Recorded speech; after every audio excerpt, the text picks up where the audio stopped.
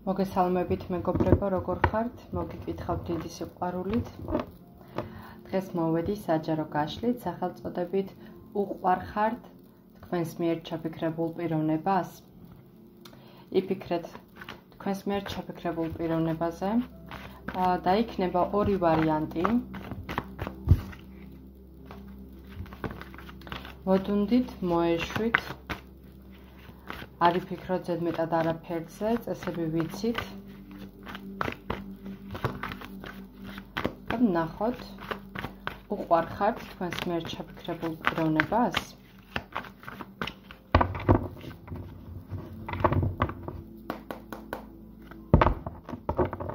პირველი ვარიანტი.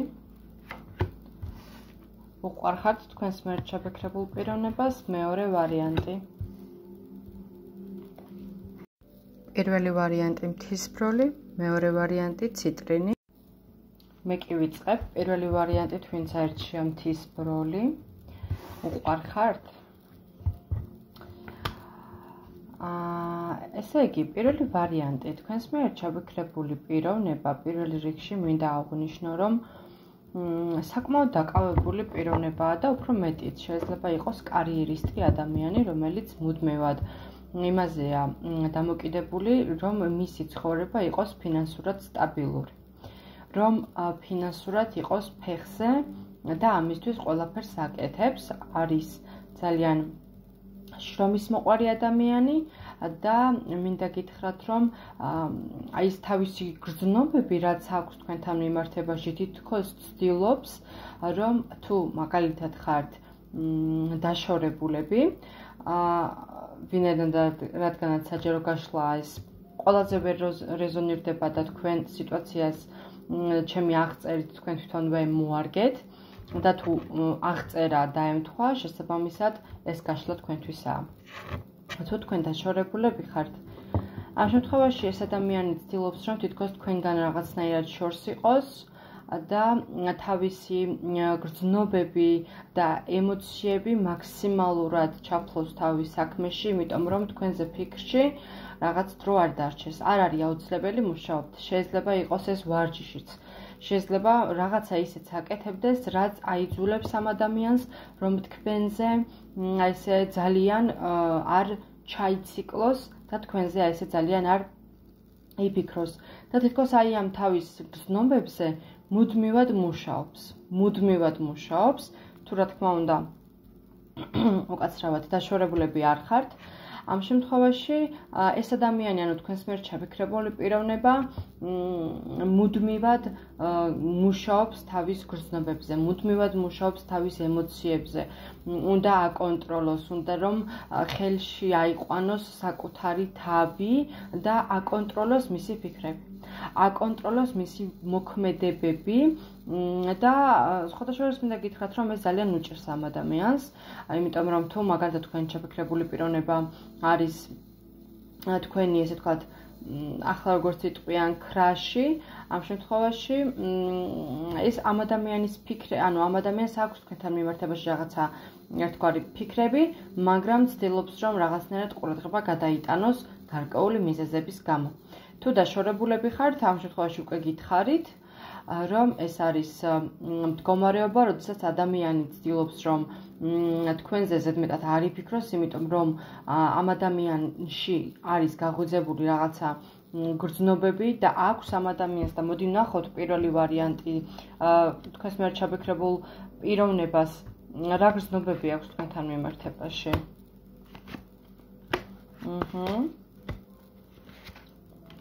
აქ გვაქვს პირველი ვარიანტი, ვინც აირჩია სასიყვარულო სამკუთხედით შეიძლება იყოს, მესამე პირებიც იყვნენ, შეიძლება ჩარეულები და ის იყოს წინააღმდეგობაში მოდის, ასე ვთქვათ, მისთვის. ეს ყველაფერი და ერთგვარი რაღაცა ბრძოლის ველია, მაგრამ მინდა გითხრათ, რომ მისი გრძნობები როგორია ის, ანუ მიუხედავად იმისა, რომ რაღაცნაირად ანუ თქვენი ურთიერთობა დასრულდა, ამ შემთხვევაში უნდა რომ თავიდან დაიწყოთ ყველაფერი, მაგრამ არის პირველი ვარიანტის წარმომადგენლისთვის თქვენს მიერ შევაკრებული პიროვნება რაღაცაში მატყუარა, რა თქმა უნდა, ყველას არ გეხებათ. რაღაცაში მატყუარა, თითქოს არ ყოფნის ყველაფერი, თითქოს უფრო მეტი უნდა და თითქოს უკვე უნდა რომ თქვენსკენ გადმოდგას ნაბიჯები იმისთვის რომ მიიღოს ის რაც მას სურს. იმისთვის რომ დაკმაყოფილდეს იმ რაღაცით, რაც მაგალითად მას აკლია და რაც არ აქვს.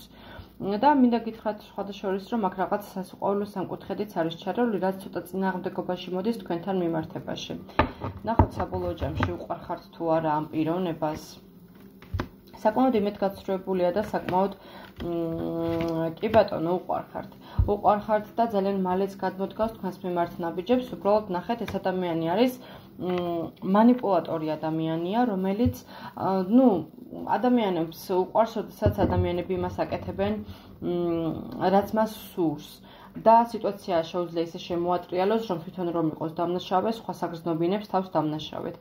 ამ ადამიანს ნამდვილად უყვარხართ, ამ ადამიანს ნამდვილად აქვს თქვენთან გრძნობები, უბრალოდ ეხლა არის თქვენთან მიმართებაში რაღაცნაირად იმედგაცრუებული, რაღაცნაირად გული აქვს საცრუებული, თუნდაც იყოს ეს ცხოვრებიდან გამომდინარე, მოქმედი მდგომარეობიდან გამომდინარე და მინდა გითხრათ, რომ ეს ადამიანი თქვენთან აუცილებლად მოვა და აუცილებლად გადმოდგავს ნაბიჯებს, მოვა შემოთავაზებით, რომ დაიწყოთ ყველაფერი ახლიდან და აი ეს თავისი გრძნობები, რაც აქვს და ფიქრები, მიუხედავად იმისა, რომ ცდილობს, რომ ყურადღება არ მიაქციოს, დაივიწყოს და ეს ყველაფერი გააკეთოს, მაინც მოვა თქვენთან, გადმოდგავს თქვენსკენ ნაბიჯებს და გაგიმხელთ თავის გრძნობებს და ვფიქრობ, თქვენი შერიგებაც მოხდება აი ამის ყოლობაზე უბრალოდ დაელოდეთ, იმიტომ რომ ჯერ რაღაც რთული პერიოდი აქვს თავის ცხოვრებაში. მადლობა, პირველი ვარიანტი ვინც აირჩია? ვინც აირჩია მეორე ვარიანტი ციტრინი, მოდი ვნახოთ, უყვარხართ თქვენს მიერ ჩაფიქრებულ პიროვნებას. აქ რა გვაქვს? ეს არის მდგომარეობა, როდესაც ადამიანი თავის რაღაც დაბრკოლებებშია და თითქოს რაღაცის გადალახვის მომენტშია. მოკლედ, პირველი და მეორე ვარიანტი რა ხდება?